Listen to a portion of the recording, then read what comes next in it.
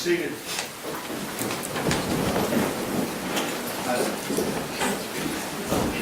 Mr. Presiding Juror, it's my understanding that this jury has reached a verdict. Is that correct? Yes, sir. Give him paperwork, please, deputy.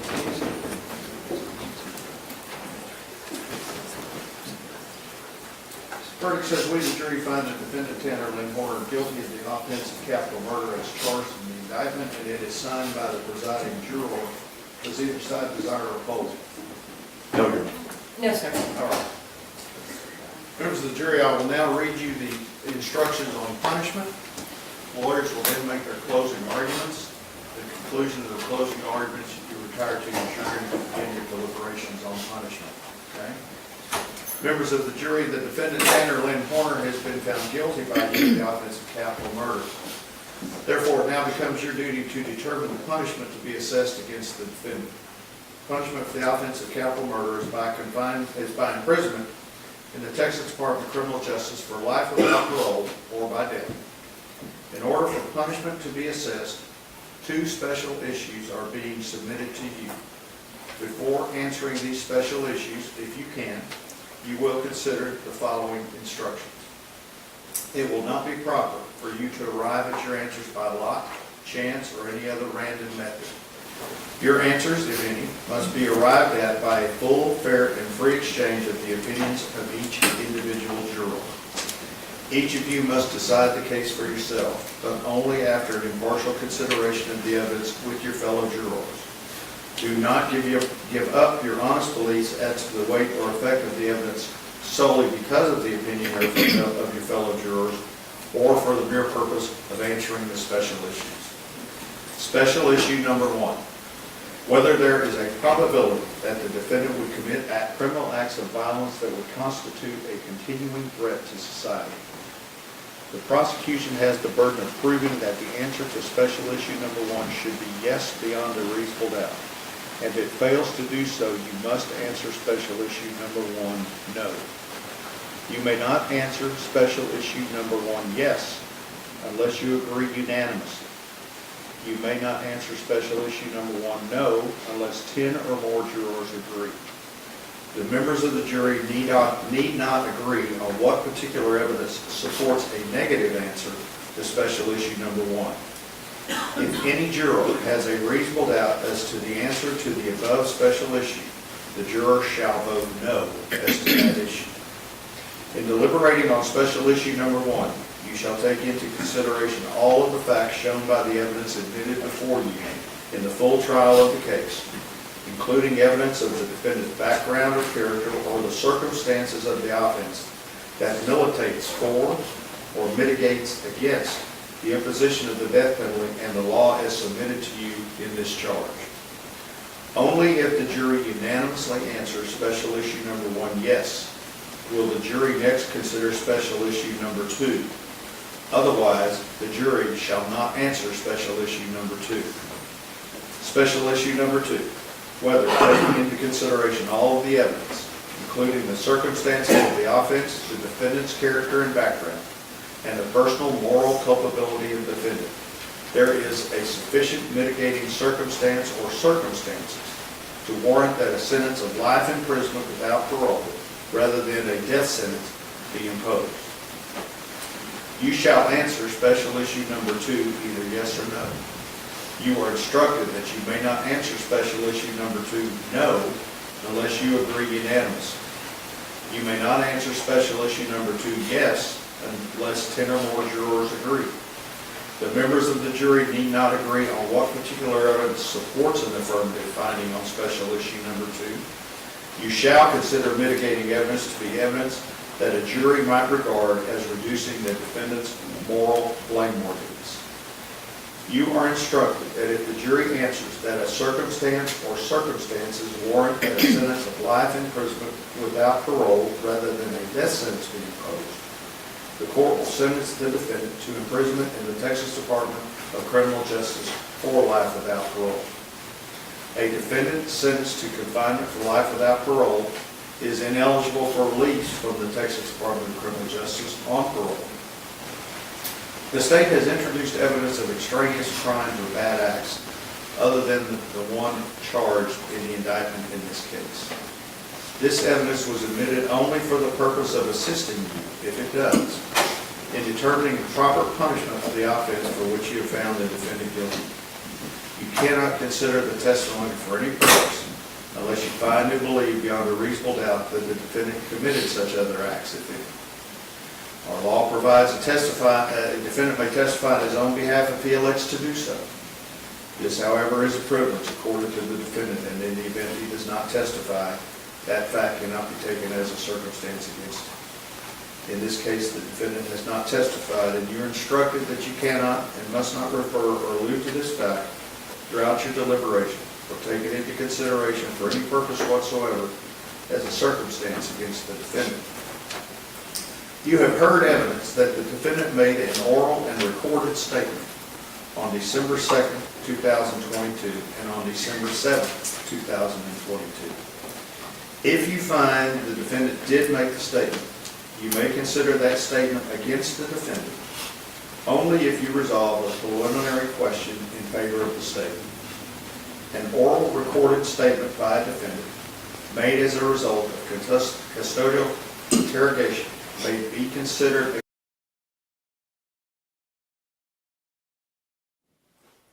When you all got qualified and we went through the whole process, we talked about a lot of things. And one of the things that I think we talked about is the death penalty, and a lot of people are reluctant on that, and we should be. And it should be used in only the most extreme cases. Now,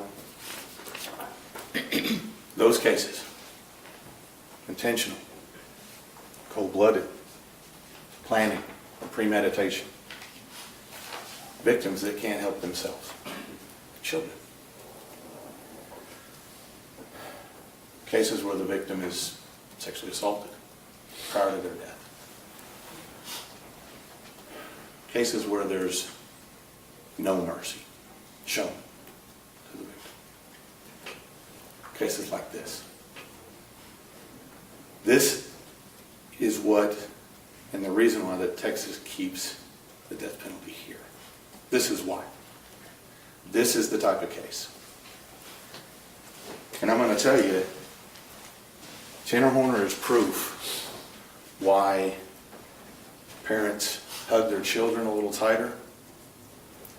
He's proof of why children are nervous to go play outside.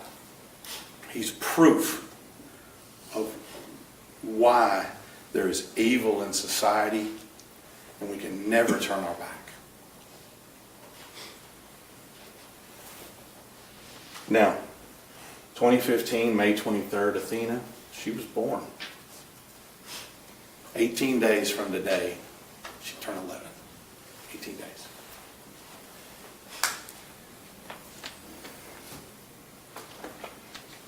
If you remember on opening, we talked a lot about past tense. And I'm not even trying with the glasses anymore because my eyes are smoked after this trial. We talked a lot about would. We talked about past tense. And I think it's important. We've heard a lot about people's past, but I think it's important to talk about what would have been.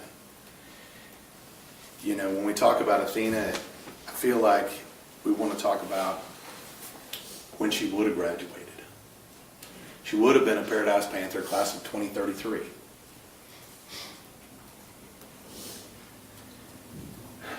She would have celebrated her birthday party in 18 days. And I can promise you there would have been an overload of pink. That's all would. Okay. The other questions we look at is the future. We look at, you know, when you look at it, you ask yourself, you know, who would she marry? Who would be her first boyfriend? Real boyfriend. You know, some things that I thought about is what kind of shoes would she wear under her wedding dress? Those things are important. Who would she marry, right? What kind of job would she have? That's what's important here. Her future. And the fact that Tanner Horner cut that short. Brutally cut that short. So that's why we're here today. tried to do all this by memory. It just doesn't happen. I've only been here 5 weeks now. It just doesn't happen. So the big thing here is this case is going to require a tough choice. We all know this. But the right thing is often the toughest choice. Now, we're taught as baby lawyers, we're supposed to get up here and bring all the fire and brimstone. And I can assure you, I can generate some fire and brimstone. But this isn't the case for it. I can't do any more or say anything more than what you've already seen on that screen. There's nothing I can do. There's no amount of fire and brimstone. There's no amount of jumping up and down and being like that could ever come close to what you've already seen. And I'm not even going to try. The evidence in this case, I'm not going to go through it because it is massive. But the big point of all of this evidence is this. If you start at the beginning, you know the facts. You heard the facts. When I came up here in opening, I told you I was going to put you as close as you could be to actually being there. And I did not lie. In this case, the evidence, we talked about the worst of the worst and the cases that like this, cases that have planning or premeditation. Don't discount the fact that somebody decided to cover up the camera an hour before, 2 days in a row, on exactly the same road with 2 different locations with 2 little girls that were there. You saw the videos. My suspicion is those husband girls would have been first if the parents hadn't come out. They were first. Only when that didn't happen, Athena was second. So the evidence speaks for itself. When you talk about planning, it's not all just pre-planning. It's the understanding of what you're going to do after. For somebody that is having some form of catastrophe and inability to think or solve problems, out of all the random roads you could have chosen to go and sexually assault Athena, you drive right to it. You know the road, you know what's going on, you know the bumps, you know what's there. You don't pick some random road. You go to where you know it's secluded. That's planning. That's not somebody having a catastrophe and doesn't know where they are. Okay. So,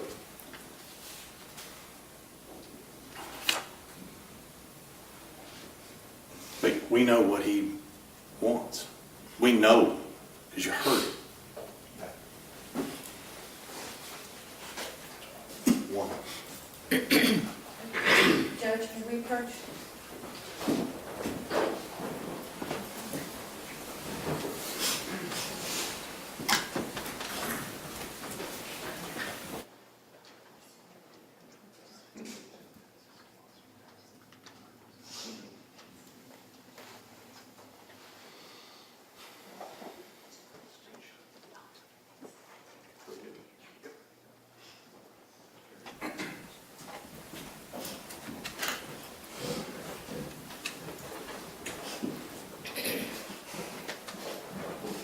Can all the members of the jury see the board?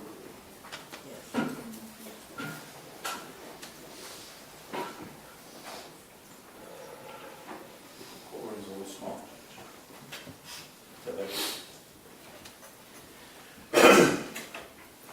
We know what he wants.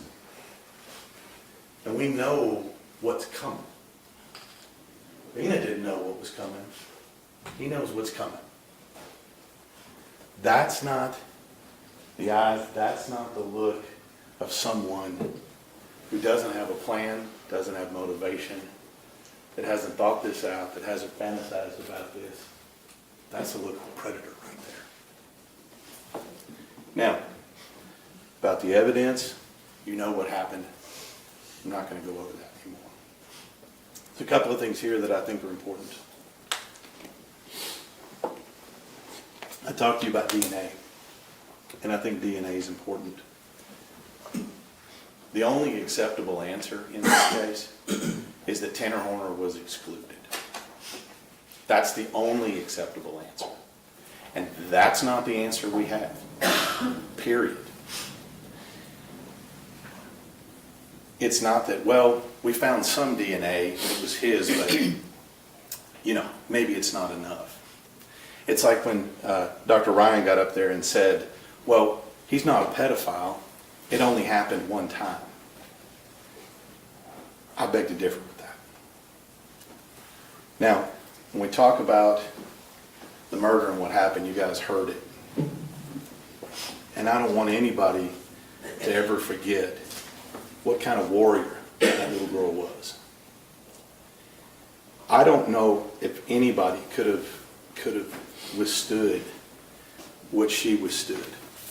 Over and over again, I don't know anybody that could have withstood that. He can choke her, he can beat her, he can do it over and over again. But what do we know? We know the end result was right here. This is what it took.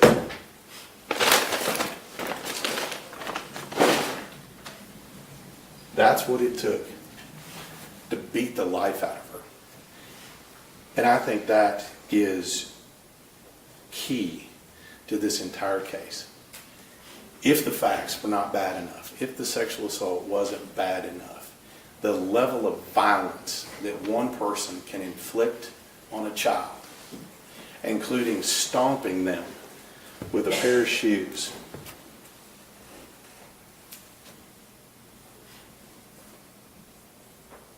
I'm not wondering where that tread-like print came from anymore, because we know.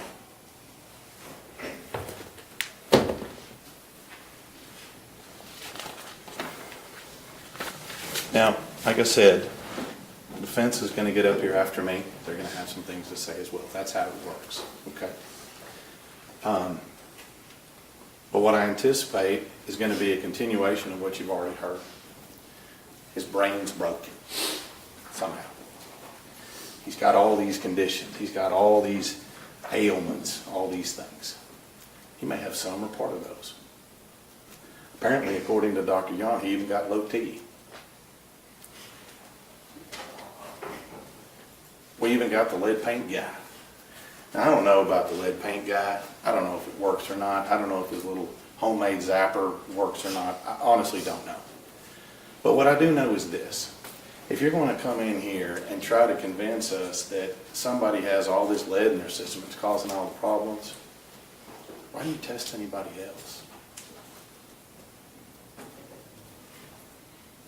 I mean, if you want us to believe you and all this stuff's going on, why don't you test the other people in the house? I don't think you want to know the answer. That's why you don't do it. So when we get up here, it's going to be a lot of talk about second chance. It's going to be a lot of talk about, maybe mercy. There's going to be a lot of talk about, his deficits and disabilities and things of that nature. But let's remember this.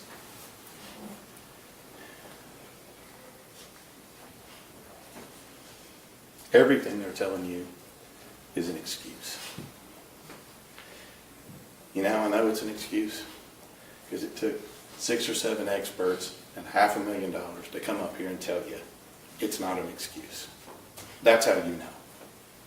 If you've got to work that hard to try to prove that some kind of excuse, we know what the answer is. They're trying to get you to excuse his conduct. They're trying to get you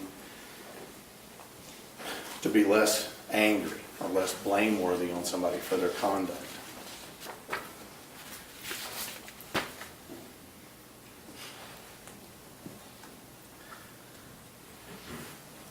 I submit to you the truth and the facts and circumstances are what's most important.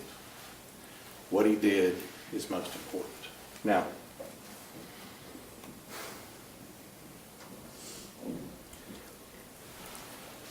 in looking at all of this, if you want mercy and you want somebody to consider giving you life when you gave no life here, when you gave no mercy here, what does it start with? I like to think it starts with the truth.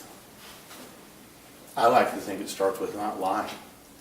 I like to think it start with You know, if you have experts and you're being interviewed, not continuing to fabricate stories, not continuing to lie to you, not continue to try to cover, not continue to try to shade this or change the narrative. I think that the difference between wanting mercy and earning it are two separate things. So, now,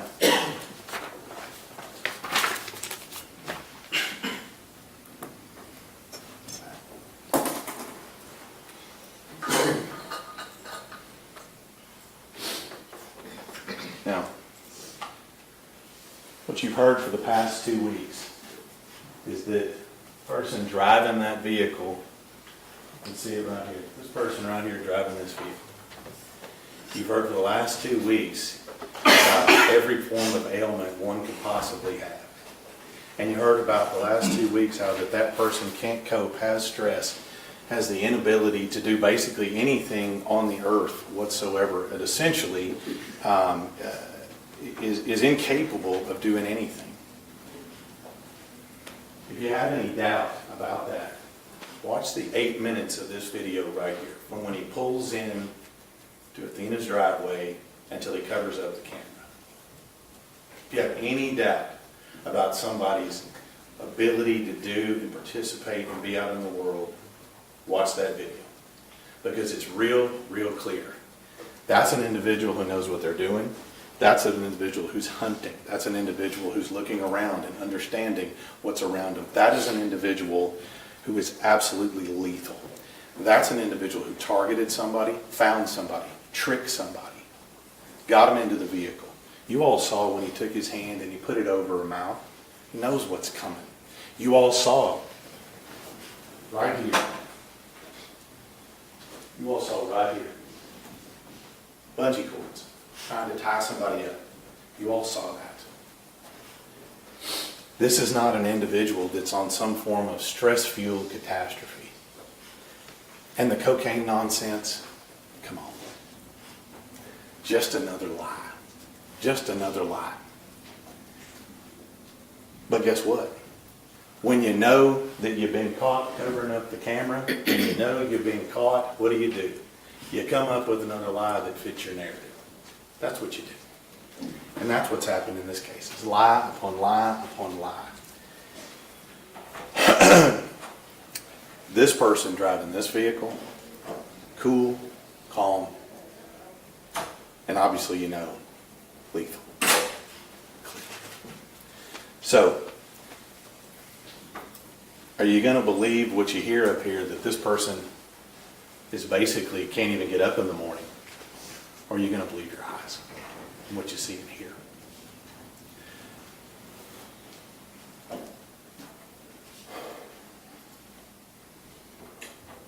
The only sentence in this case that gives justice to her is answering those two questions. Yes and no. Thank you, Judge. Mr. Goble.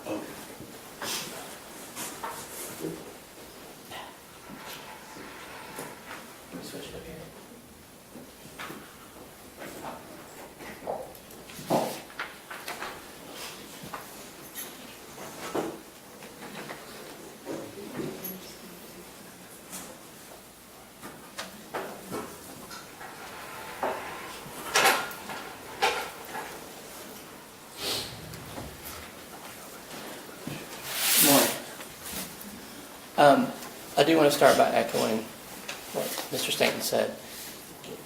This jury, I think about every one of you, said something to the effect of, you didn't really want to be here, but if it was your civic duty, you would do it.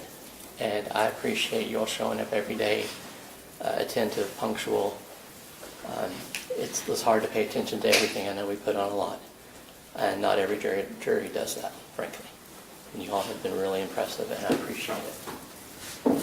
Now, you already did the first part, rendering the verdict that he's guilty of capital murder, according to his plea. That means he will spend the rest of his life in prison.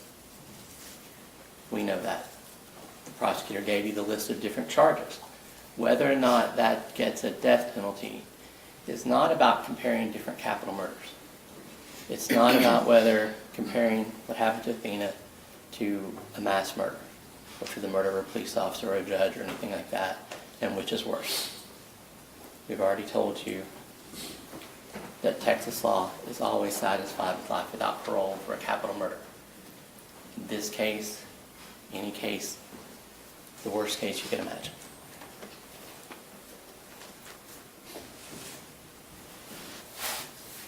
We talked about what you would do in the punishment phase is different than the fact-finding phase. It's different than that guilt innocence phase. I told you that it's going to be your individual moral judgment. Now I want to point out to you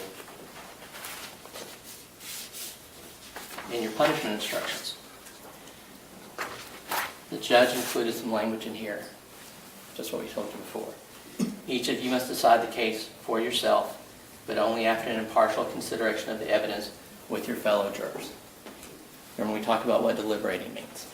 We're attorneys. If we meant for you to argue, to fight, to berate each other, we know what those words are.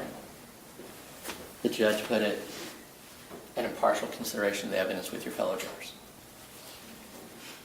But he also added, do not give up your honest beliefs as to the weight or effect of the evidence solely because of the opinion of your fellow jurors or for the mere purpose of answering the special issues.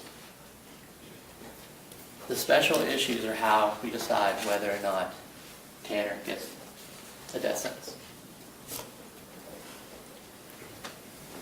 I am completely satisfied that all of you took your oath and meant it.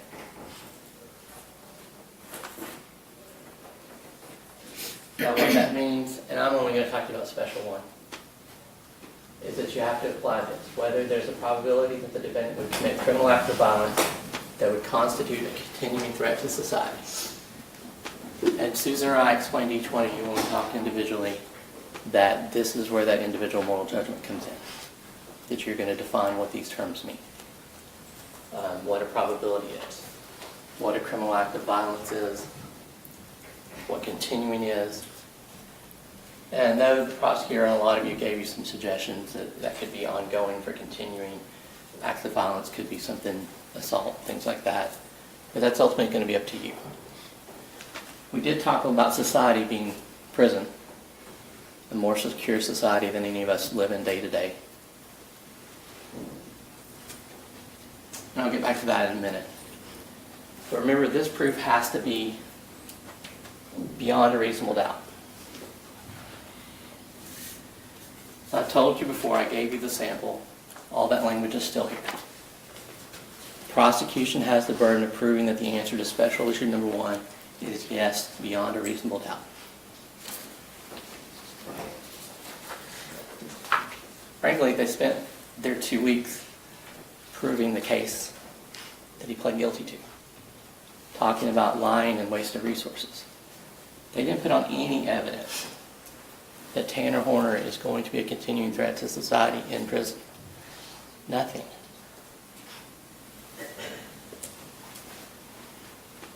Your instructions are you may not answer the special issue number 1 yes unless you agree unanimously.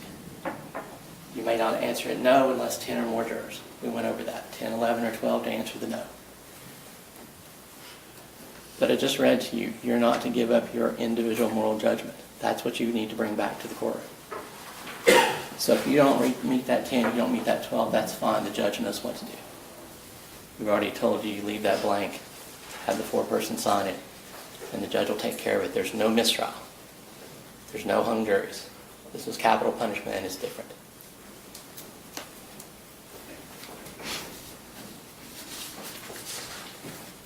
I do want to talk a little bit, even though Tanner did plead guilty, I do want to talk a little bit about the prosecution's case. He told you his theme was lying. Brought it up again. There's nothing about lying on here. Frankly, go back to creation. Lying was humans' first reaction to getting caught doing something bad.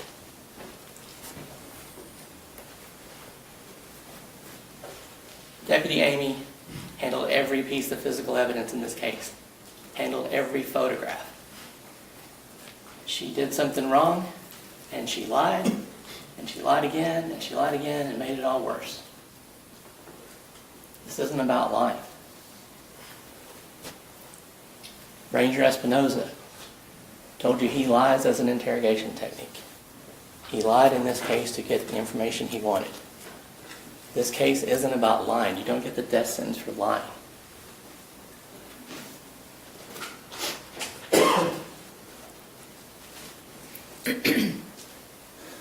There was a theme with our experts. Every one of them, they asked him about insanity.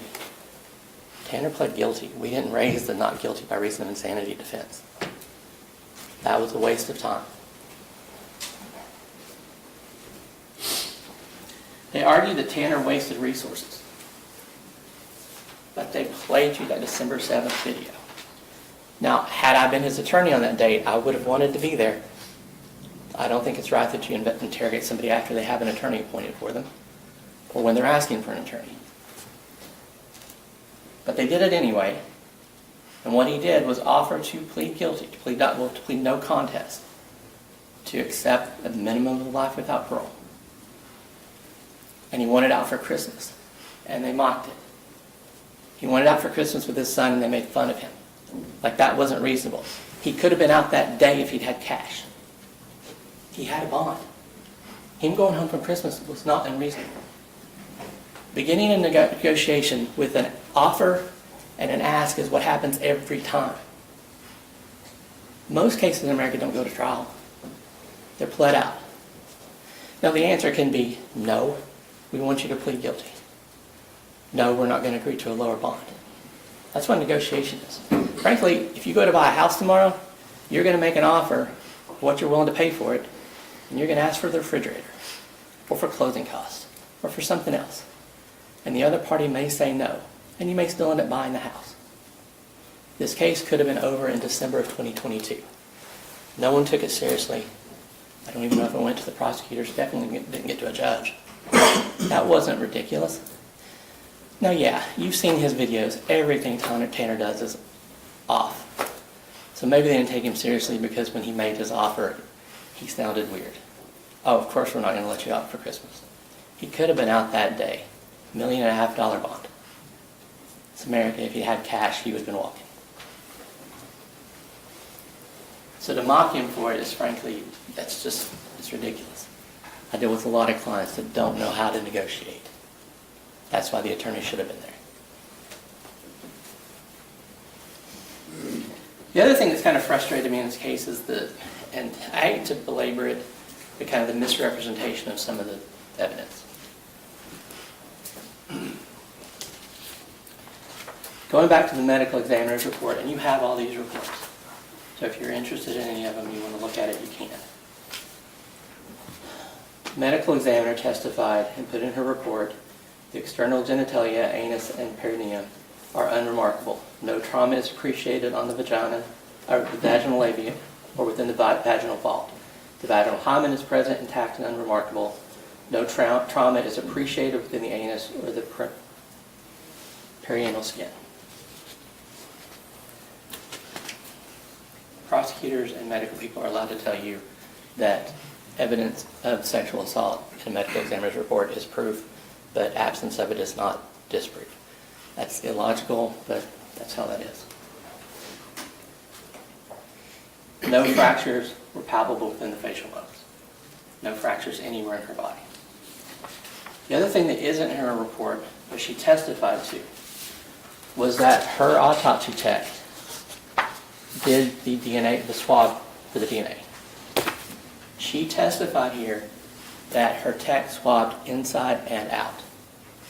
There are no swabs of inside the cavities. There weren't separate swabs. Why that matters is when you actually read the DNA reports, and I'm only going to bring up 3 of them because that's all that really mattered. There's a lot of reports that had DNA on his own clothes, whatever. Starting with this April 19th, 2023 report. Casada testified to it. She had to do it within 90 days to see if this was a sex assault case or not.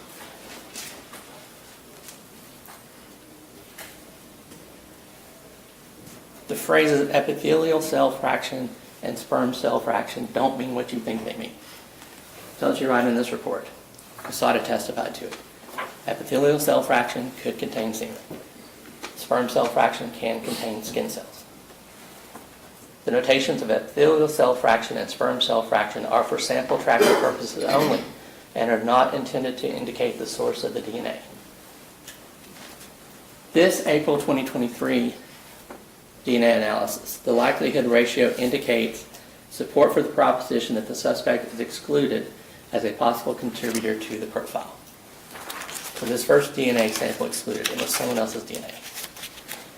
He also put in here, remember Casada testified to this, and I think Ferreira too. The only way to figure out if a sample is semen is to look under a microscope for sperm cells. They didn't do that. This first report in April 2023 tells them, please note that no testing to confirm the presence of semen was conducted on the vaginal swabs. If testing to confirm the presence of semen is needed, please contact this laboratory for instructions. That's how you would have figured it out. Nobody did that. Then they come back with a supplemental report. This update is not due to an error in previous testing. It's just a repeat of that April 2023 report 2.5 years later. So 2.5 years later, and they tell you, which is fair I guess, that this is just wordplay. At the request of the Wise County District Attorney's Office, this supplemental report communicates the results using new guidelines implemented on November 28, 2023 involving the addition of verbal scale qualifiers. So they come back around, print the same report, but this time they change it to the likelihood ratio indicates limited support for the proposition that the suspect is excluded. And they don't include the language about how to check, how to find out if this is sperm or not. Probably because they already did the same report on the Y-Star. This is the DNA Y-Star from September 15, 2025, 2.5 years after the first one.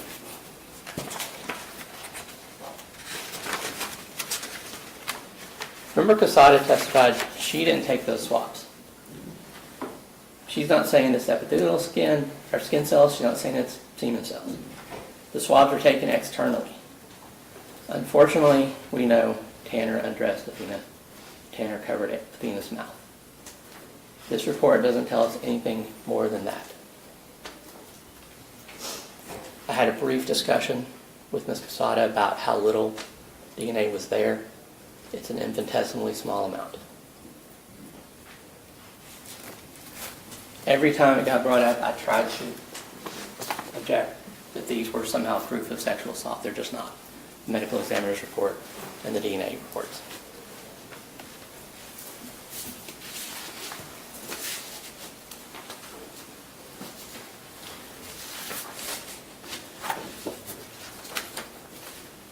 The actual issue, whether or not he's going to be a continuing threat to society.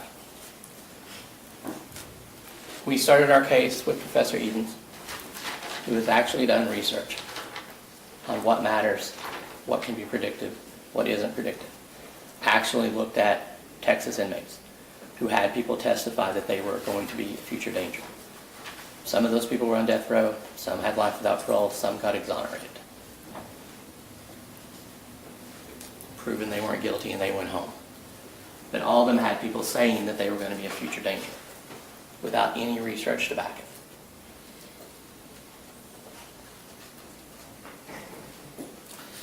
Now, Professor Edens did say there are things that do matter. If you go to prison the first time between 18 and 21, if you have a lower education, don't have at least a high school diploma or a GED. If you're a member of a gang, on the outside or when you get in, there's a higher likelihood there's going to be violence. And if you've been to prison before, or you've committed violence while you're in prison. Those would seem like common sense, but he also went through the hard work of researching it and teaching people how to look at this. For Tanner, none of those apply. Tanner was 31 when he went to prison. Tanner is not the person you see on the news who's been arrested 31 times and released despite it being violent crimes. This is Tanner's first time. He has his high school diploma, not a member of a gang, obviously. 2 jails, plenty of people, female, male, volunteers, religious meetings. You've heard, obviously, every expert we brought up here, he went to visit them, transported for his brain scans, transported between the jails, transported to court. No write-ups with either group of people. No write-ups in either jail.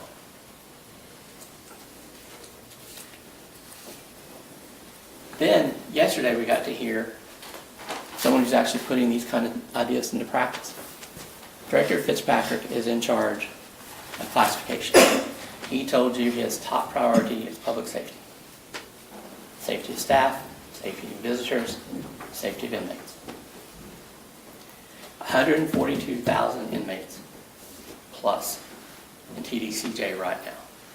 30,000 employees. 29,000 approved visitors. If all of them were subject to violence, that wouldn't be true. We'd have 29,000 volunteers. Director Fitzpatrick told you he uses evidence-based practices to classify people to determine where to house them based on their needs, but number one, based on safety. Takes a holistic approach, looking at medical, looking at mental health, looking at history, criminology, trying to rehabilitate if there's drug issues, trying to do vocational training, do education, all those things that would hold you back and might bring you back to prison. Let 50,000 out, 56,000 in. He's thinking about that all the time. Individual treatment plans for rehabilitation. Complete medical and mental health workups before they do the classifications to know what they need, where they're going to need to be housed. 34 facilities that all have different ways to house somebody. There's a classification profile for each inmate that's constantly updated. Incentive programs. They try to make like parole is the only incentive. It's not.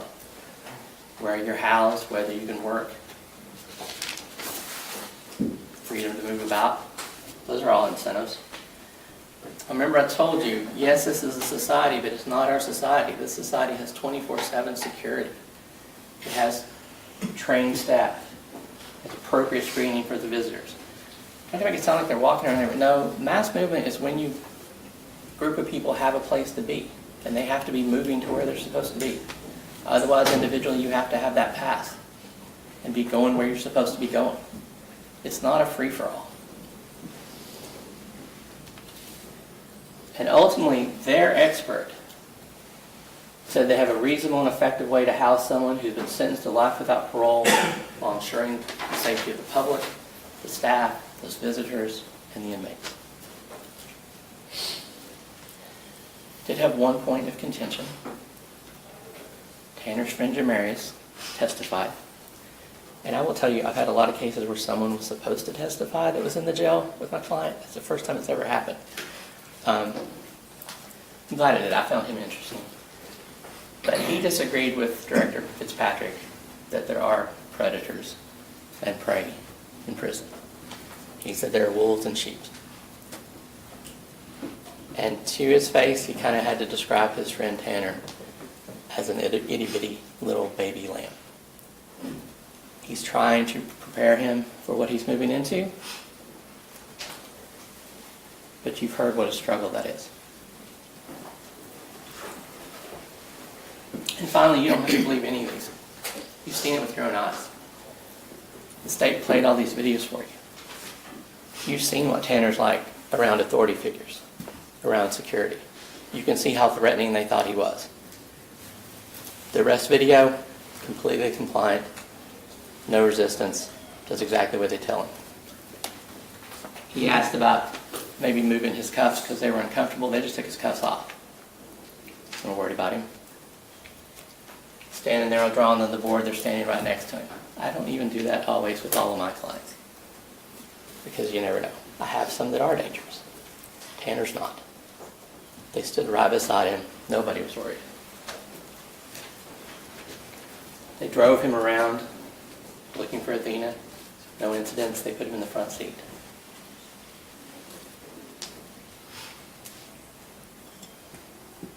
Stood outside chatting with him about Waffle House, smoking a cigarette.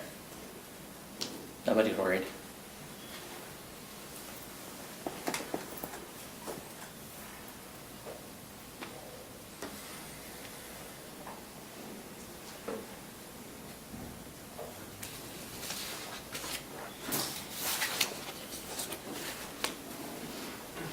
And while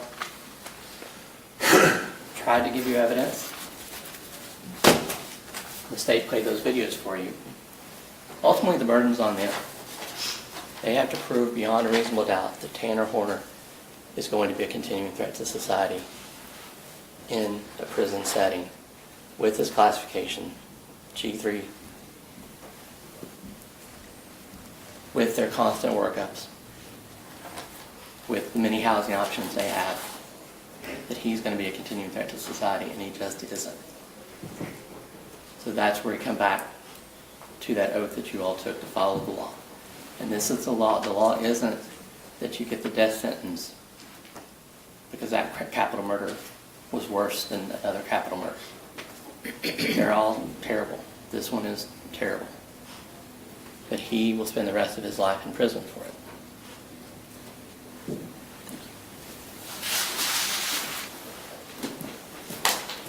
Sanders.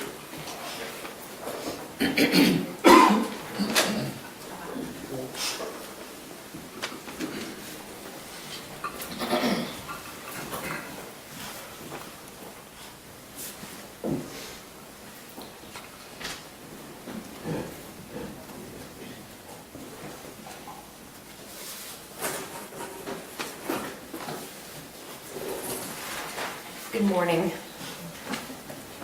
I'm here to talk to you about special issue number 2. I promise you I'm not going to sit up here and rehash the experts' testimony. You have the reports, you have their notes, you heard what they said from the witness stand. I'm also not going to stand up here and rehash all the evidence. You heard the evidence. And if you have questions about what the evidence showed, you have the absolute right to come, to knock on that door and ask the judge, hey, we have a question about that evidence. But when it comes to special issue number 2, we're talking about the mitigation aspect of it. And we only get to special issue number 2 if each and every one of you has decided that the state has proved their case beyond a reasonable doubt that Tanner Horner is a continuing threat to society. Only if all 12 of you agree will we even get to this part. But in order to understand this, in order to understand the importance of mitigation, especially in this case, you have to understand child development. Because understanding how a child develops is key to understanding the man Tanner is today, but also the person that was in that van on November 30th of 2022. Tanner's problems began before he was even born. And we know that child development begins in utero. So Tanner's mother drank alcohol heavily during that first 8-week period of her pregnancy. We also know that she smoked cigarettes. We also know that she smoked marijuana. And the result in this case was a diagnosis of fetal alcohol syndrome disorder. Now, FASD is a neurodevelopmental disorder that is characterized by emotional dysregulation, cognitive impairments, problem-solving abilities, and other issues. Now, how do we know that FASD is a valid diagnosis? It was supported by the testing. It was supported by imaging. You have the reports, you can read those. The fact that he was diagnosed with fetal alcohol syndrome disorder is uncontroverted.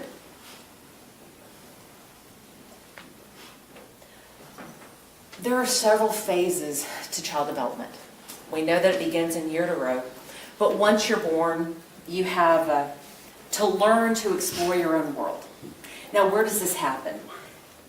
When a child is born, their parents are the world. From your parents, you learn love, you learn safety, you learn security. But what happens to a child that doesn't have all of those? Now, again, it's undisputed that his mother loved him very much. But did she have the ability to provide security? Did she have the ability to provide safety? She didn't. During this crucial part of his development, rather than providing him that security and safety, what did his mother do? Left a 10-month-old child, baby, with a 10-year-old cousin to babysit. Not just for a few hours, not just late into the evening, but overnight, and for multiple days at a time. Now, the babysitter, even at that young age, realized that something was just a little off with Tanner. He wasn't like the other kids. One minute he was running around like the Tasmanian devil, and at other times he would put himself in timeout and face the corner and be still. But the other thing she noticed is he liked to eat coins. She had to put him up on the shelf so he could not get to these coins. He loved to eat coins and then go to the bathroom, poop them out, and then try to fish them out and do it all over again. She had to hide the change because he was his own ATM machine. And that's important because, according to the experts, that was also indicative of ADHD. Also, during this critical time period of development, his mother was in and out of the picture all the time. We know that she had her own issues. We know that she was in and out of jail. We know that she was in and out of drug rehab facilities. But that impeded Tanner's ability to have attachments. And Dr. Brahms talked to you about the importance of having a parent with whom you can form attachments. She talked about how important it was to have a parent from whom you can learn your coping skills. She talked about the importance of having a parent who could help bond and shape their behaviors. We didn't have this with Tanner's mother. She's a brave woman in many respects. She was brave enough to recognize that she could not provide for her son in the way that she wanted to. She had the desire, she did not have the ability. So she did the most heartbreaking thing that I think a parent could ever do, and that is give up her son to her mother to raise. And that was a very brave thing to do because she knew that Tanner would be loved by the grandmother and would be safe while she went to go to rehab to get clean. She also knew that she had legal problems and spent a good time in jail as well. Socialization. It's the next phase of childhood development. Socialization occurs when children are learning, basically how to navigate in the world. And you look at it like when you're a baby and you're a child, again, your parents are your world. Your crib is your environment. You have the safety of the confines of your own home. And then you go to pre-K. And then you go to daycare. And your world changes. It's a whole new environment. You don't have that safety net of your mom sitting next to you. You don't have that safety net of your wubby around with you. You have new experiences, new people, new things coming at you from all over the place. And if you are not equipped with the skills to navigate and to socialize, then that can impede your development. So we know that his grandmother had enrolled Tanner into daycare, Miss Diana's. And for the first time, Tanner had the opportunity to really socialize with children his own age outside of the home and outside of the family. But what happened at Miss Diana's? Well, Jackie watched as her only grandson tried to play with the other kids and was rejected. Tried to have conversations and was rebuffed. He tried to make friends, but he wasn't able to, and eventually he would just go sit on his own. That was when it was suggested that Tanner get tested. And what was the result? That was when the family learned that Tanner had Asperger's. Jackie and Melissa took their son to a clinic in Fort Worth. And it was there that they had the answer that they had been seeking. Why is my grandson different? Why is my son different? They knew he was different, but just looking at him, can you really tell? But they knew he was just a little off, so they took him in. Now, Asperger's is another neurodevelopmental disorder that's characterized by communication issues and social interaction difficulties. Now, all of those you can see at Miss Diana's when he tried to play with the kids. Now, Asperger's is not curable. Once you have Asperger's, you will always have Asperger's. You may learn some coping skills and some techniques to control the symptoms. You might learn how to have good eye contact. You might learn how to engage. You might learn how to do other things to help mask your symptoms. But at the end of the day, you still have Asperger's. And now Asperger's today falls under the autism spectrum disorder. So based on this diagnosis of the Asperger's, of the ASD, Tanner received special services in school. And you met the school psychologist who confirmed the diagnosis. You met the fifth grade teacher who talked about the difficulties that Tanner was having in school. And you also met the speech pathologist who helped him. The next phase of development is what was described as the mastery of one's own environment. Now, mastery of your environment is the capacity to effectively manage and manage our lives. And it teaches us how to manage our surroundings. That's when we learn. But it's difficult to manage your life and manage your surroundings when you have no stability in the home. And again, it goes back to the fact that Melissa was in and out of the house. Melissa had and had not custody of Tanner.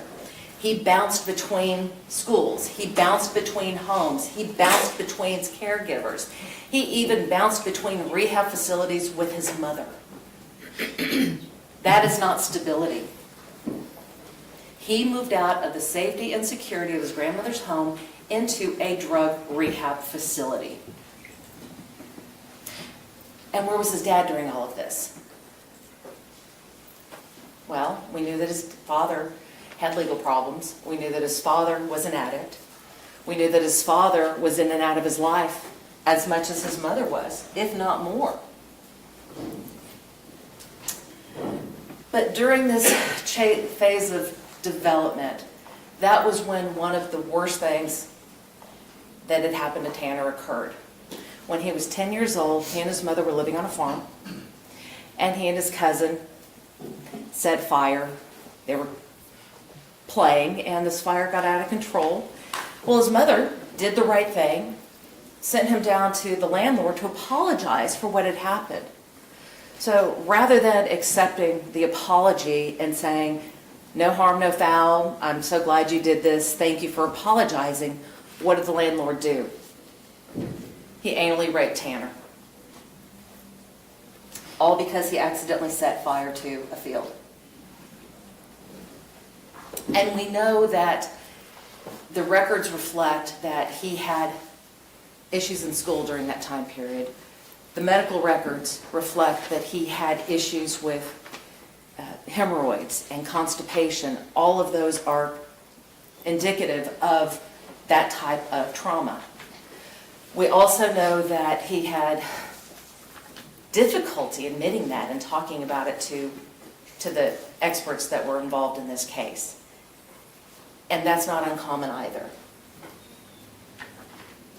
So after having suffered that trauma, Tanner transitioned into middle school, where he was still receiving services. Now again, you met with or you heard from the in-home facilitator who tried to teach him social skills. And he was responding, did a great job. She loved hanging out with him, loved taking him out into the community, loved watching him develop. But she also talked to you about how difficult it was at home because, as much as Jackie loved him, she just wasn't getting it. As much as Bill loved him, his grandfather, he just wasn't getting it. As much as his mother loved him, she still wasn't getting it. And she and Melissa and Bill, none of them were allowed to continue with, and none of them followed through with any of the lessons that the in-home facilitator taught. And she said, he still needs them. But the school decided they were going to discontinue the services. Now, during your adolescence, you learn from Dr. Brahms that identity begins to form. And we shape our own identities, remember back in high school where you experimented with different friends, different cliques, different hairdos, different clothes styles, looking for who you are and trying to find who you are. This stage of development is especially difficult for one who has level 1 autism. Why is that? Because just looking at somebody, you can't tell if they're level 1 autistic. But the thing is, they know they're a little different. They know they're a little off. They know that they just don't quite fit in. They start to see themselves as an outcast. They start hanging out with other people that they identify with, other outcasts, and it becomes that self-fulfilling prophecy.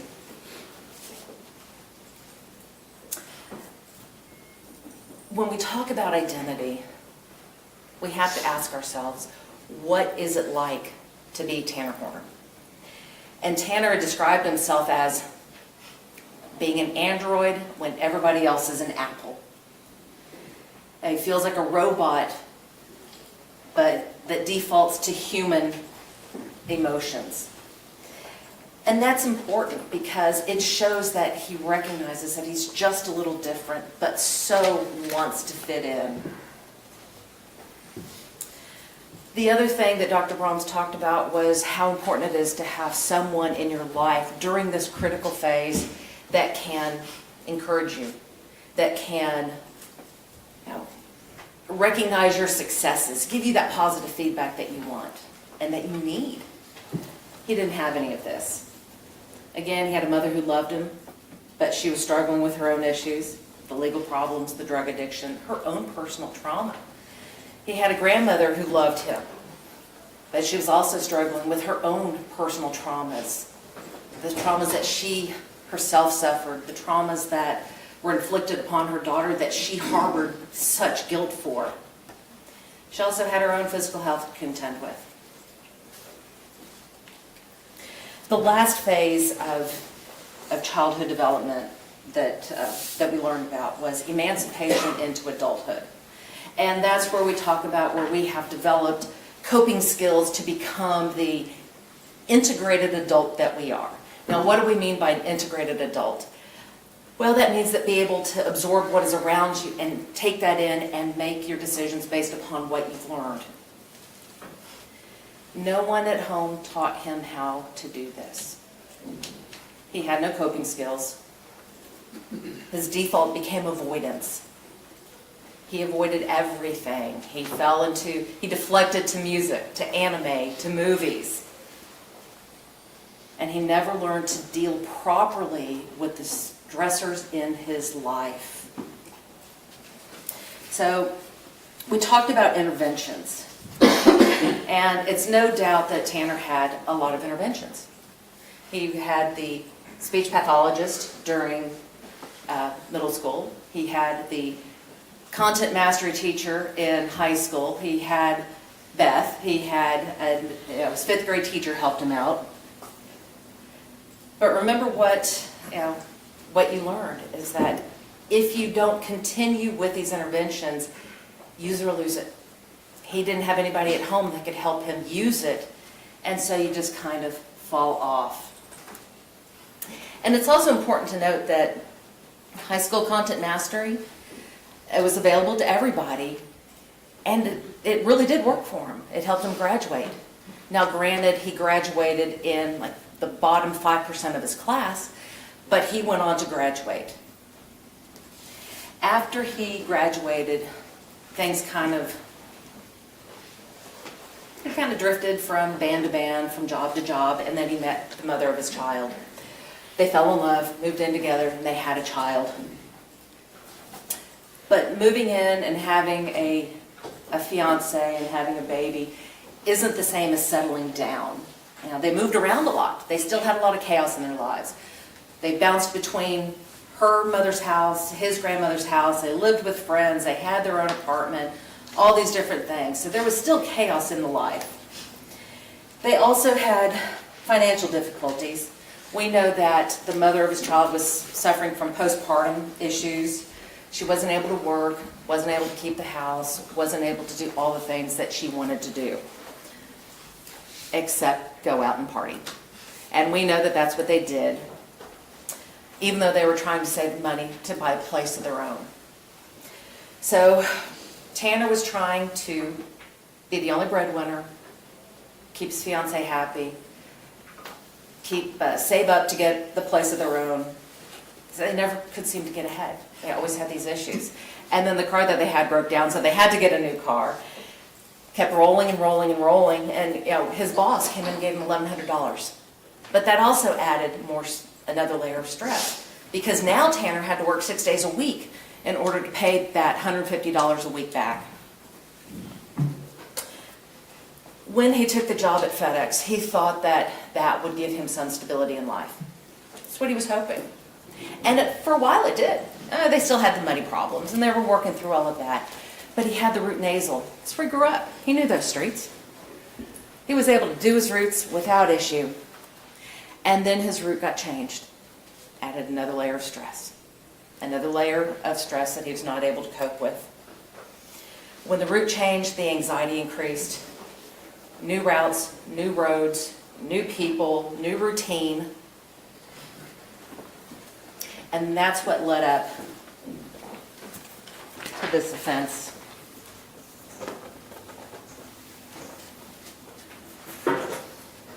We don't forget Athena. We don't. Because on November the 30th, 2022, Tanner did something that changed the lives of all of us. Every single person in this room has been affected by Tanner's actions. On that day, Tanner delivered the packages to Athena's house, Barbie's. And he got out, delivered the package, decided to snort a little cocaine because he had had insomnia, was tired, had all these other issues. And she saw him, and he thought that she was going to tell on him. And if she told, he would lose his job.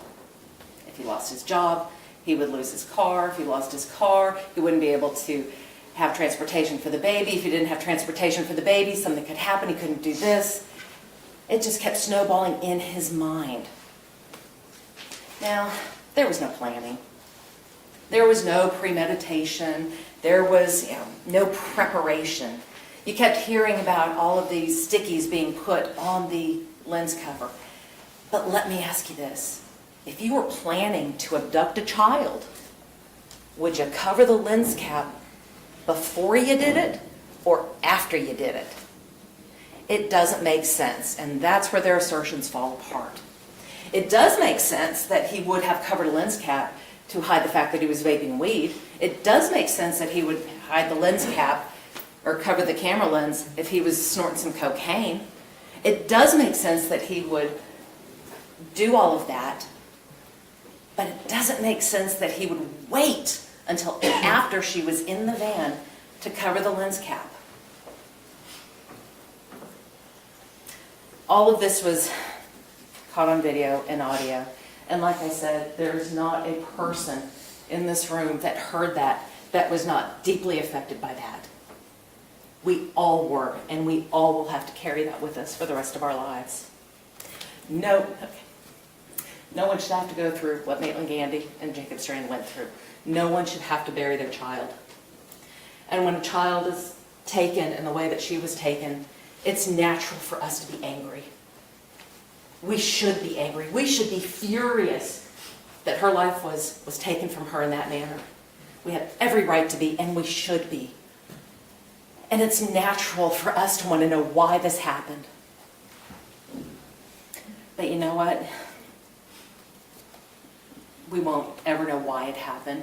It's easy to sit here and blame the autism, the lead exposure, the FASD, the ADHD, the mental health issues. It would be easy for us to do that. And the state keeps telling me that that's exactly what we did. But remember, every single witness that we asked, is this an excuse? This isn't a defense. This isn't a justification. And every single one was like, no. The fact that he has autism is not an excuse for killing Athena. The fact that he has fetal alcohol syndrome disorder does not excuse the attempted sexual assault. The fact that he has lead exposure does not excuse the murder. It is no excuse. It is not a defense. It is not a justification. But what all of these diagnoses do is it kind of helps explain how we got to this point, how we got there.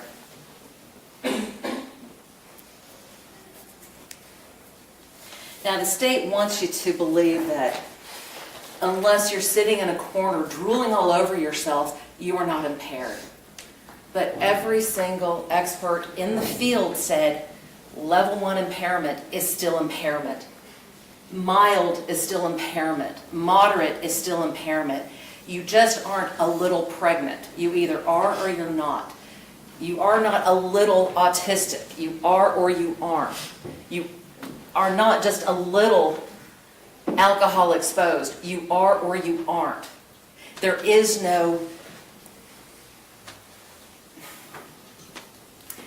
if you are, you are.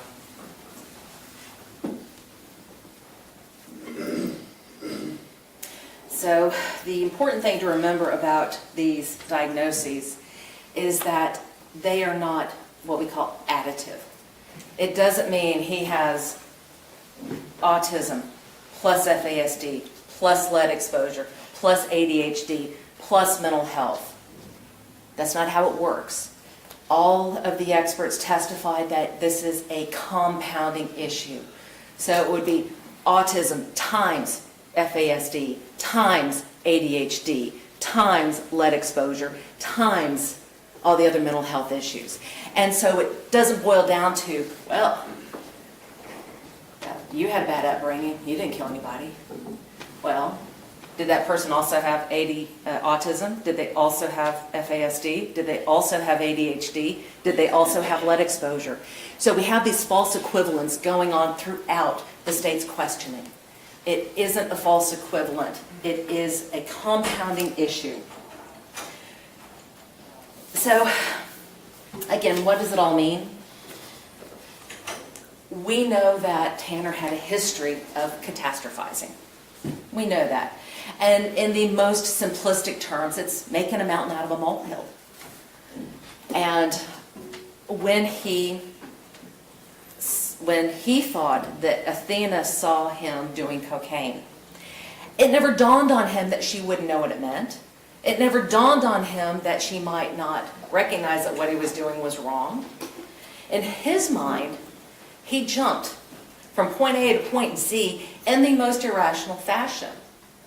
So somehow, somebody, a child seeing him do something that they may or may not understand, ended up in him losing his child, losing his car, and being evicted from his house. So that's how his brain worked.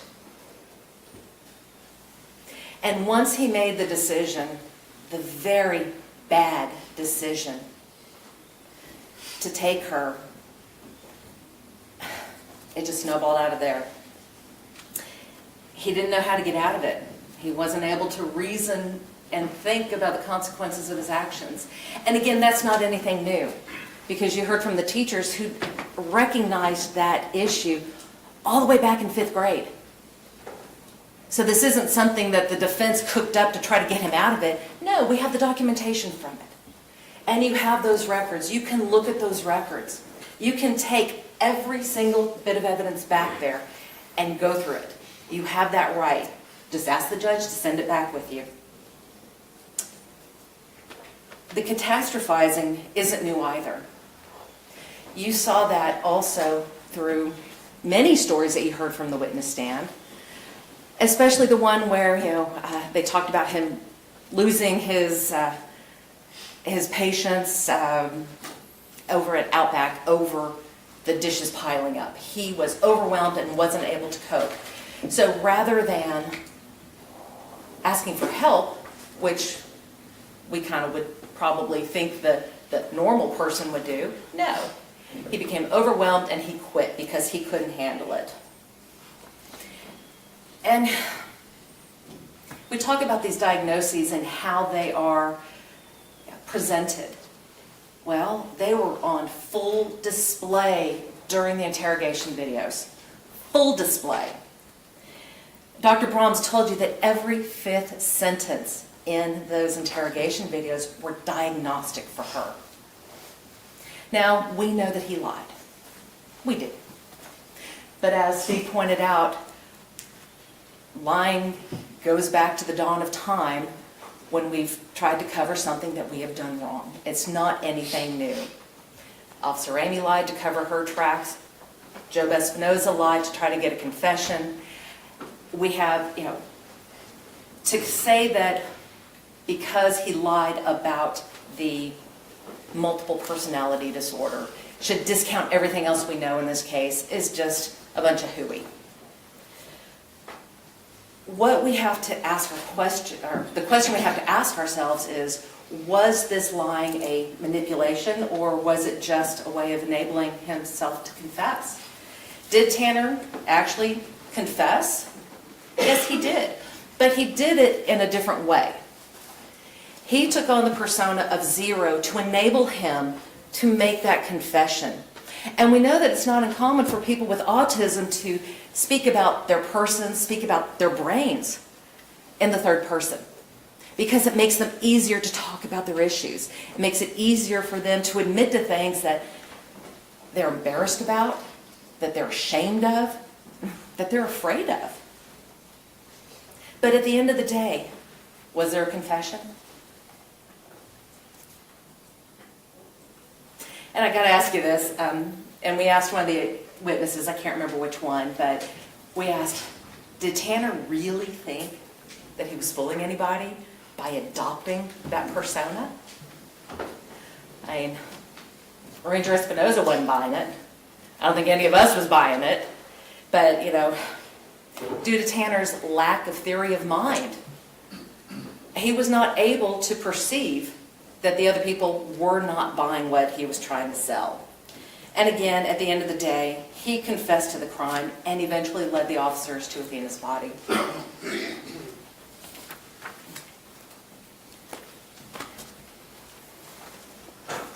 You have 5 minutes. Thank you. Now, during jury selection, we talked about what was important for you to hear in order to make your decision. And we heard responsibility, remorse, rehabilitation. Well, responsibility, Tanner confessed. He confessed to the offense. Responsibility, he stood in front of you and entered a plea of guilty. He entered a plea of guilty knowing that the result would be he would spend the rest of his life in prison. Remorse. Now, I remember when my mother passed away, I was angry at everything. I was angry at the world, angry at God, angry at my family, because I didn't think that they were grieving the way that I thought they should grieve. So I went to church and I spoke with my priest and we did a little grief counseling, and what he taught me was that everybody grieves their own way. And it's right. If it's right how you grieve, it is right. It's the same thing with remorse. If we all show remorse differently. We do. And just because it's not shown in a way that you want it to be shown doesn't mean that it doesn't exist. And let me ask this question. How does a person with autism, where one of the characteristics is they are not able to express their emotions, how do they effectively communicate what those emotions are in a way that is satisfactory to the world around him? Well, you saw the remorse in Tanner. You saw it on the interrogation videos. Even Ranger Espinosa noted that, I see the remorse in you. I believe you're remorseful. You saw it in the suicide note that he wrote when he had nothing left to lose. And he had nothing left to gain at the time. He apologized to the family for what he did and expressed his regret and remorse. You saw it in his face when the video of the incident was replayed. Again, just because he may not express it the way everybody else does not mean that his remorse is not there. Rehabilitation. You heard about what he did in jail. You did. You heard about all of the courses that he took. You learned about the fact that he found God again and that he wanted to help his other inmates find God. And that was his new purpose. He reached out to Chicken and they started a Bible study. Even though they had to talk through the bean chute, even though they couldn't share their own Bibles with each other, they had that Bible study and it was important to him. The note that Chicken wrote him is in evidence. I encourage you to take it back and read it, because that was written by a man who wanted to express his gratitude for helping him find God again.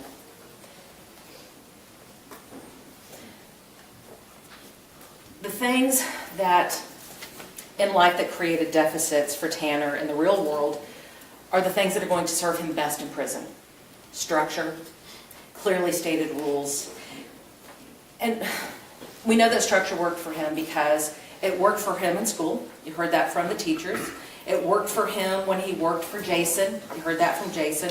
It worked for him in Wise County where he had no disciplinary actions. It worked for him in Tarrant County where he had no disciplinary actions. The only time when he didn't have the structure in his life, he flailed and he failed, and that's why he's sitting in the defense chair right now. You know, the decision to end another human's life is a deeply personal one. And each of you was selected to be on this jury because, you know, you promised us that you would follow the law. You promised us, you promised the judge, you promised the state, you promised us that you would follow the law regardless of where the evidence took you, regardless of your personal feelings. You promised you would listen to all the evidence and you would hold the state to their burden of proof. But now's the time for you to fulfill the oath that you took. And the state of Texas never requires a death sentence.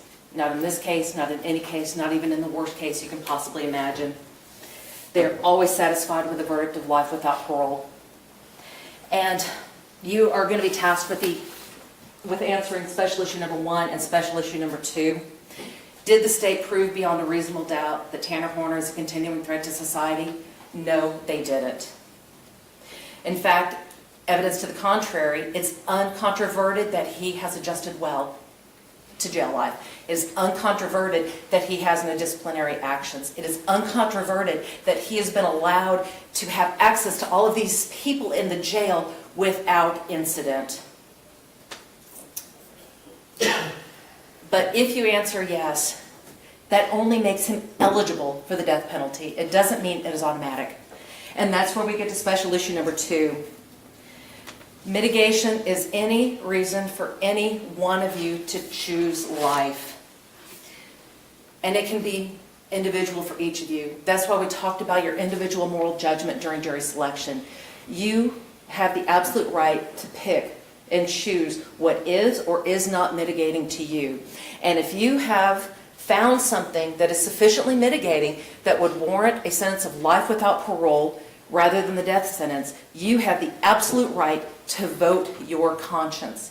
You have the absolute right to have your voice heard. So when you go back in that jury room, what I want you to do is I want you to talk to each other. And y'all have been talking for like the last 5 weeks, and what's a little more talk, right? I want you to talk to each other about your lives, about your experiences, about the things that make you who you are. Talk about what you saw. Talk about your children. And then what I want you to do is speak up. I want you to speak up. If you have a reason to choose life, speak up. Because that is your right. Your truth is your truth, just like your other jurors' truths are their own truths. And honestly, I don't envy you. I can't imagine being in your position and having to make this decision that you're about to make. It's probably going to be one of the most important decisions you will ever make in your life, because you hold a man's life in your hands. And your decision, it'll define who you are. And are you going to be merciful? Are you going to be benevolent? Are you going to be vengeful? Because mercy isn't earned. Mercy is freely given. That's why we call it mercy. Then ask yourself, do you really stand for life? And if you can answer that question, then I want you to raise your hand, and I want you to vote your conscience, and I want you to vote for life. And that's why we are asking you to sentence Tanner to life without the possibility of parole. Thank you.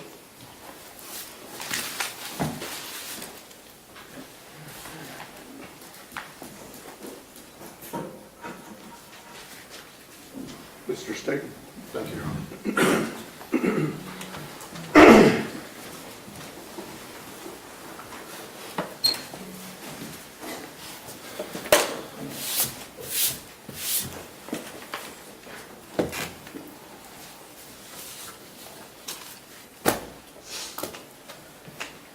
You know what else you hold in your hands? Justice. That's what you hold in your hands. And I want you to ask, is Tanner merciful? Is Tanner vengeful? Does Tanner show remorse? Nope. And I think that's important.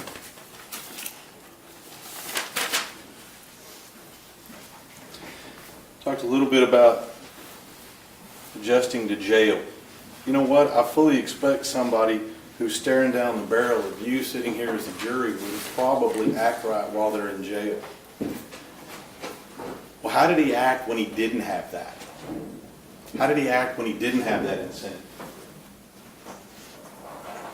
It's right here. It's right there. That's how he acted when he didn't have that. So, when you want to say he's rehabilitated, he hadn't had access to anybody else. And I believe giving him access to anyone else in life in prison is a mistake. He should never have access to hurt anyone again. Ever. Now, we talked about whether or not Tanner showed remorse, and I don't really know why we need a psychologist and a bunch of excuses to explain to us how someone shows remorse. I mean, was remorse to lie? You want to use the suicide note? Well, it said, yeah, I'm sorry, but. It said, well, I'm going to throw out a whole new theory out there for the family to cause them more pain. Make up another story that they're going to have to deal with. That somehow remorse? I don't even know what the word that lady used. I can't even spell it. But if you got to have a degree in psychiatry and psychology and use a 12-letter word with an X in it, I really don't think you're really remorseful. You know, I dug through some stuff. That's a bunch of reports, notes, everything that came right over here. Everybody, how many 100 hours? 100 hours or more? How many psychologists, how many experts? You know what you won't find in this box right here? I'm sorry. Not a single time in this entire box. Now what this entire box is full of is all about Tanner. He's more than happy to talk about his life. More than happy to talk about his problems. He's more than happy to talk about that. But you would think in 100 hours, you would think all those experts, somewhere, someplace, one single time, stop what you're doing, quit talking about me, and just say, I'm sorry. I don't think that's too much to ask. But you can dig. It ain't in there. Now, Vince wants you to give him credit, if you will, for coming in here and pleading guilty. I think it's bigger than that.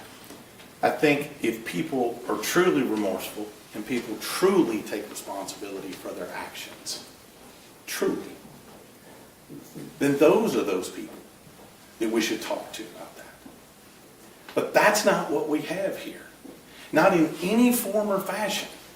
We have an individual that continued to lie and make up stories all the way through January of 26. That is not someone who's taking responsibility for their actions. That is somebody who continues to lie, divert, and is attempting to continue to change the narrative about themselves. Now, this whole catastrophe theory. You know, if you really believe that a 7-year-old girl knows what it looks like for somebody to be doing blow on the hood of their FedEx truck, that's crazy. The simple truth is that's another lie like anything else. And you know how I know it's a lie? Because once you find out that we've got you dead to rights, you make up another story that fits your narrative. This fits his narrative. Just like everything else, just like every other lie. But you know what the problem is? What the problem with this whole catastrophe theory is, the expert up there, Dr. Ryan, Ms. Anderson just did the same thing. He said you went from A to Z. Wait a minute. Did he go from A to Z? No. He didn't. He said, you're pretty. Take off your shirt. Take off your clothes. That's not A to Z. Stopping off in the middle to sexually gratify yourself on the child you just kidnapped. That's not catastrophe. That is a true predator. Someone who stripped a child away from their home, took pleasure in sexually assaulting them, and killed her. That is not catastrophe. Because that's the whole thing. That's why every expert up here ignored that one part. That's why Ms. Anderson ignored that one part. Because you can't explain it with catastrophe theory. You just stopped off in the middle of your catastrophe and did this. That's not what we're talking about here. That is true evil, is what that is. Now,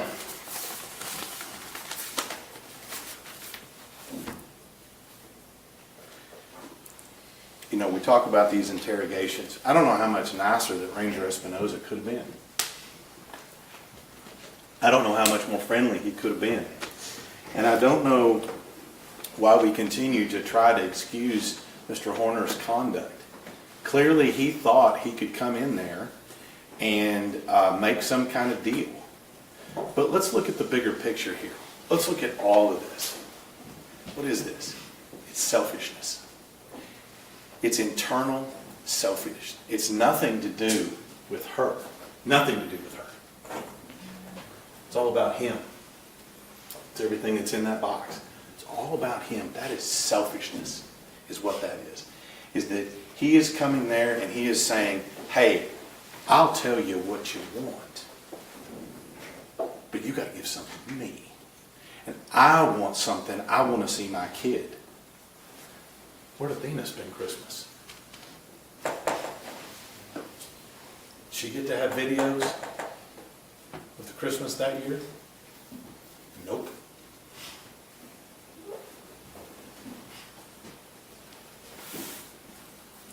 Now, we keep talking about excuse, and we keep hearing people tell me it's not an excuse, but I hear all of this stuff that's going on led up to this offense.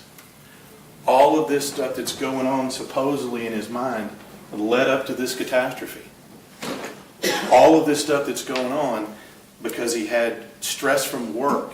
He had a change in routes. All of this stuff led to something else. That's simply saying, yeah, I did it, but, and that's the key. I did this, but hey, look at this. That is the definition of somebody trying to excuse their conduct. And I'll be honest with you. One of the things that really got me fired up in this case was there are thousands of people in the world. We know them. They're sometimes our friends, our family. Thousands of people in the world that have disabilities. Thousands of people in the world that are autistic. And they get up every day. They live their life. They work. They have families. They struggle. They succeed. And they fail. But the one thing they never do is use it as a crutch. Your Honor, we would object. The state is trying to create a nexus between the mitigation and the offense, which is not allowed. Overruled.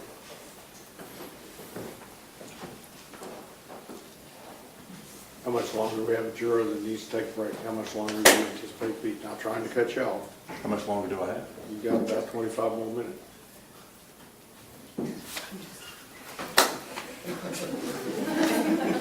I got you. I got you. Let me end with this.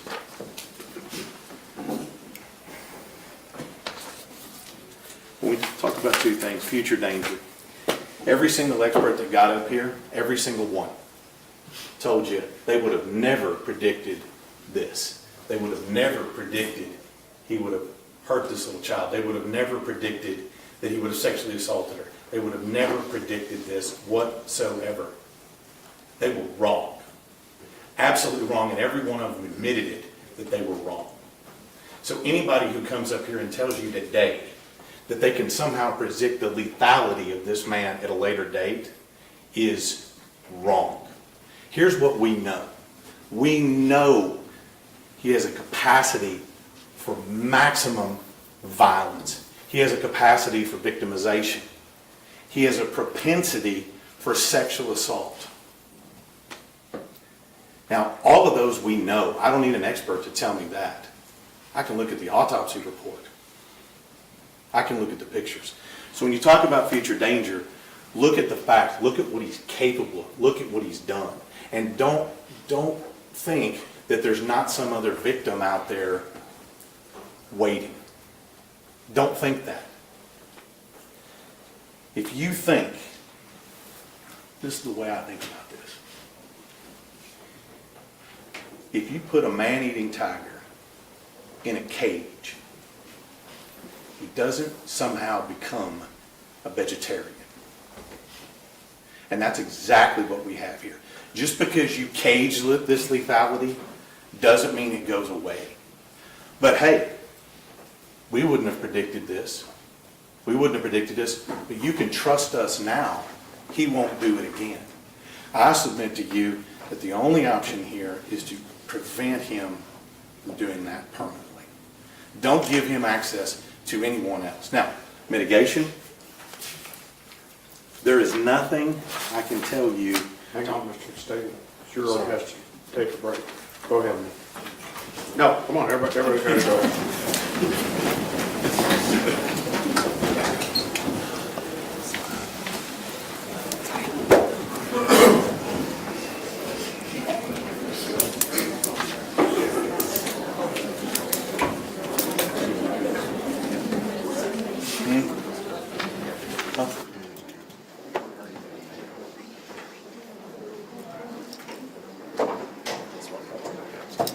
All right, we'll start up at 10 after 11.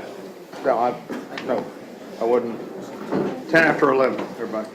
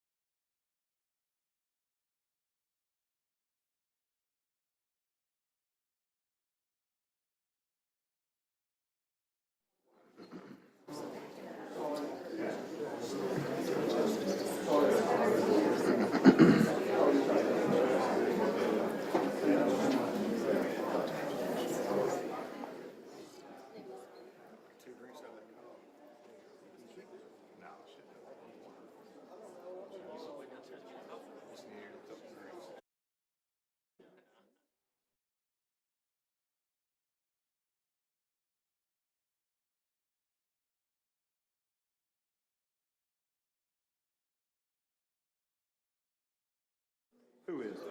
Oh, I know.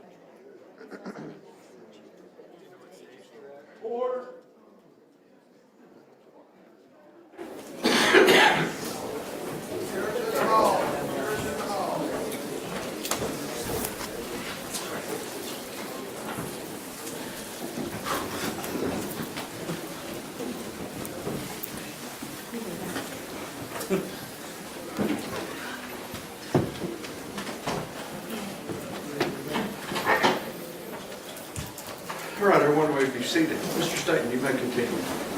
Judge, appreciate the break.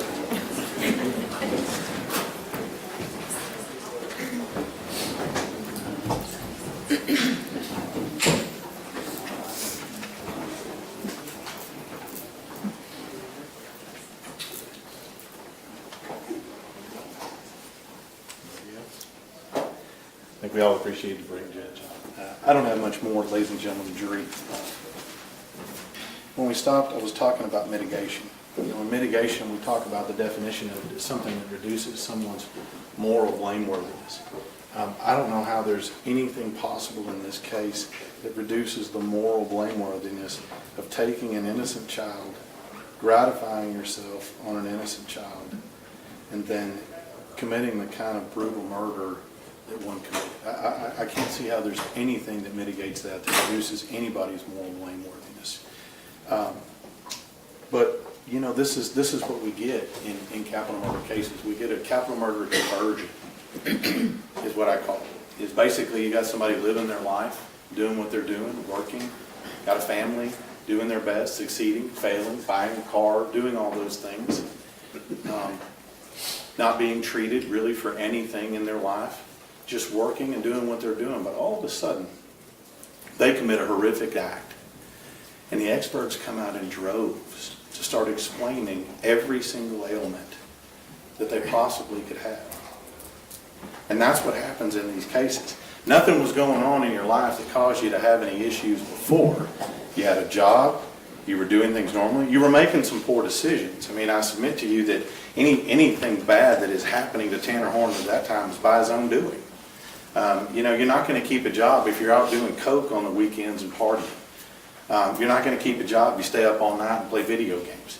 You're not going to keep a job or a relationship if you're doing acid on a regular basis. These are all things that are somebody's choices. They don't have anything to do with any disabilities or deficits that you have. So I think that, you know, to come here and to say, hey, now, I wouldn't really have any problems before, but now I want everybody to look at this, I don't think that makes sense. So remember what every single expert said, and we did ask him the same thing. One, did he know what he was doing? And every expert, including Dr. Brahms, the last expert we had up here, asked her, did he know what he was doing when he kidnapped her? And she wouldn't give me that when she subscribed to this catastrophe theory. But when it came to the sexual assault, she said, yeah, he knew absolutely what he was doing to her when he was doing it. And then when I asked her about killing her, he absolutely knew that what he was doing was going to cause her harm. Those are her words. That was the first question. And the second question we always ask is, did any of these conditions, any of these things, this litany of things that are out there, true or false, did they have anything to do with this? No. And that's what it comes back to.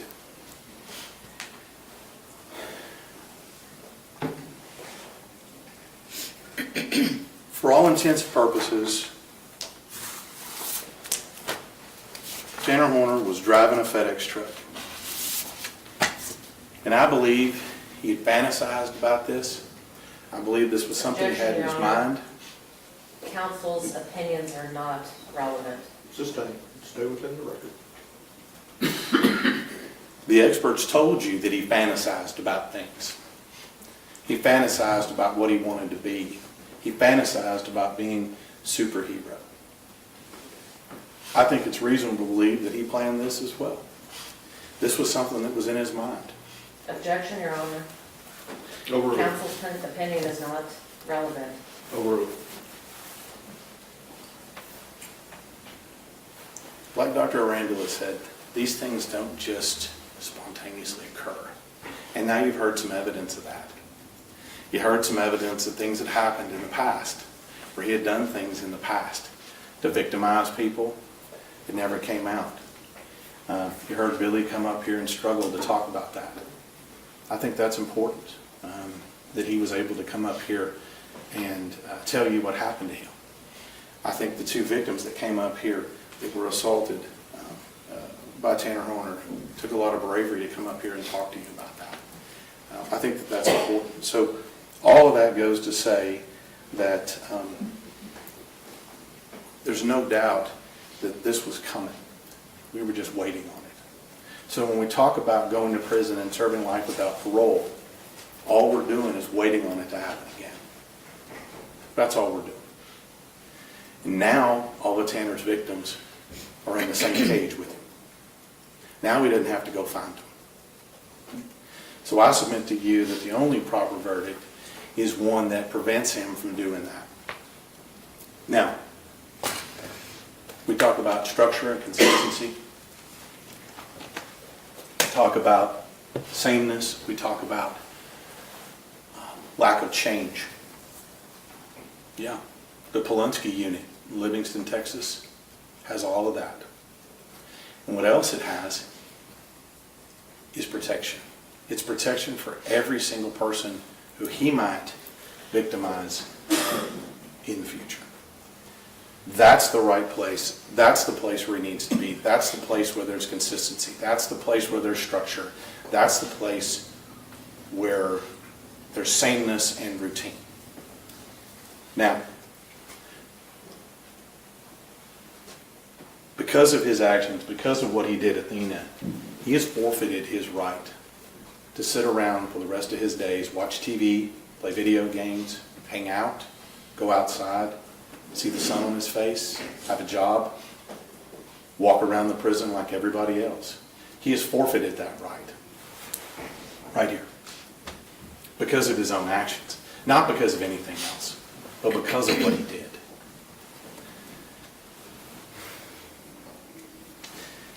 What I'm going to end with here is this.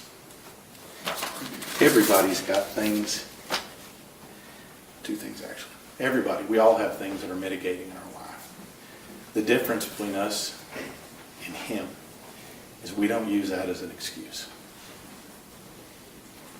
Now, the depth of what he caused, the level of evil, the level of pure blackness in one's heart. It's not only just Athena, it's her family, it's the community, it's all of us. And I think that we've all lived through this. And I want to tell you just a short story about the level of pain, about the level of trauma that this has caused to this family. A lot of you guys, I'm here, I'm the DA, you probably think I meet with people, I have to give them bad news sometimes, and I do. That's part of my job. But not like this. The story I'm going to tell you is the story of when I had to sit down with this family and I had to detail to them what exactly happened in this case. I had to sit down with them. Your Honor, objection, this is outside the record. Stay within the record. So whenever you have these cases, families are very involved. Been here at all the court dates. You guys can see that. It's important that we consider all of this when we make our verdict. And the level of pain, the level of abuse that he has inflicted upon this little girl and this family are unfathomable. The level of lies, the multiple different versions of whatever truth it is, that video, everything you saw, it's important. Athena is important. Justice for her is important. And justice in this case has one result. I want to thank all of you for being here. Been away from your families. being away from your work. I appreciate your effort in this case. It's been a long month, and I'm going to wait your verdict. Thank you. Up until this point, you have been unable to discuss this case amongst yourselves because the evidence had not been concluded. But that restriction is now lifted. Retire to your jury and begin your deliberations. If you need me, write me a note. I'll be right out here. All right? All rise.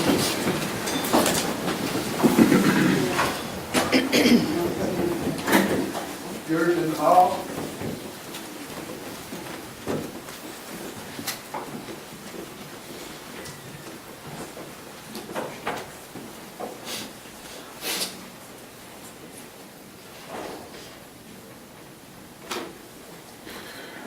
All right, we'll be in recess. Thank you.